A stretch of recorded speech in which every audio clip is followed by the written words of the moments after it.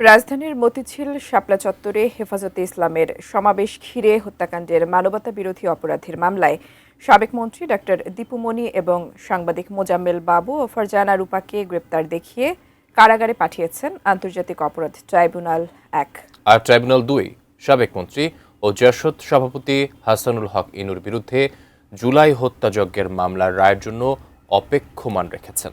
জাবেদ আক্তারের রিপোর্টে বিস্তারিত। ২০১৩ সালের ৫ মে ১৩ দফা দাবিতে রাজধানীর মতিঝিলের শাপলা চত্বরে সমাবেশ করে হেফাজতে ইসলাম। সমাবেশ কেন্দ্র করে যৌথ বাহিনীর অভিযানে ৫ ও ৬ মে ঢাকাসহ ৪ জেলায় অন্তত ৫৮ জন হত্যাকাণ্ডের শিকার হয়েছেন বলে নিশ্চিত করেছেন আন্তর্জাতিক অপরাধ ট্রাইব্যুনালের চিফ প্রসিকিউটর। সমাবেশ ঘিরে গণহত্যার দাবিতে ২০২৪ সালে হেফাজতে ইসলামের পক্ষে ট্রাইব্যুনালে অভিযোগ জমা দেওয়া হয়। অভিযোগের ৯০% তদন্ত শেষ করেছে ট্রাইব্যুনালের তদন্ত সংস্থা।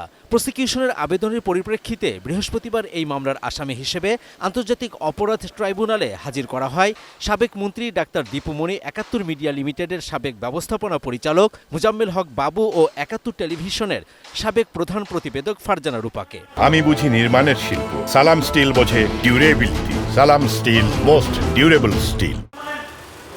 আন্তর্জাতিক অপরাধ ট্রাইব্যুনাল ১ তাদের কারাগারে পাঠানোর নির্দেশ দেন। একই সঙ্গে আগামী ৭ জুন এই মামলার তদন্ত প্রতিবেদন দাখিলের নির্ধারিত তারিখে ৩ আসামিকে ট্রাইব্যুনালে হাজির করারও নির্দেশ দেন আদালত।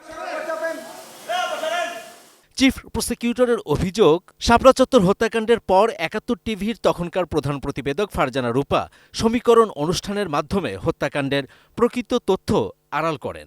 শাপলা চত্বরে যে ঘটনাটা ঘটবে, তিনি আগে থেকেই এই টোটাল মেকানিজমের মধ্যে জড়িত ছিলেন। আরও যদি কোনো সাংবাদিক জড়িত থাকে তারা আসবে। সরকারকে ফেসিস্ট করার জন্য অনেক সাংবাদিকদের তখন ভূমিকা ছিল না। মোজাম্মেল হক বাবু এই প্রোগ্রামের সাথে কিন্তু এমডি হিসেবে ওনার আসলে কোনো সম্পৃক্ততা ছিল না।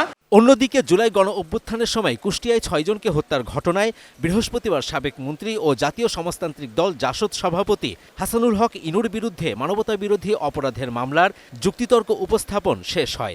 ট্রাইব্যুনাল ২ মামলার রায়ের জন্য অপেক্ষমাণ রেখেছেন। তিনি দেশপ্রেমী মানুষের বিরুদ্ধে অবস্থান নিয়েছিলেন। সাধারণ মানুষকে জঙ্গি ট্যাগ দিয়ে তাদের উপরে নিপীড়ন চালানোর জন্য নানান কৌশল বা নানান পরিকল্পনা এর সাথে তিনি জড়িত ছিলেন, যার ফলশ্রুতিতে বহু লোকের হতাহতের ঘটনা ঘটেছে, মানবতা বিরোধী অপরাধ সংগঠিত হয়েছে।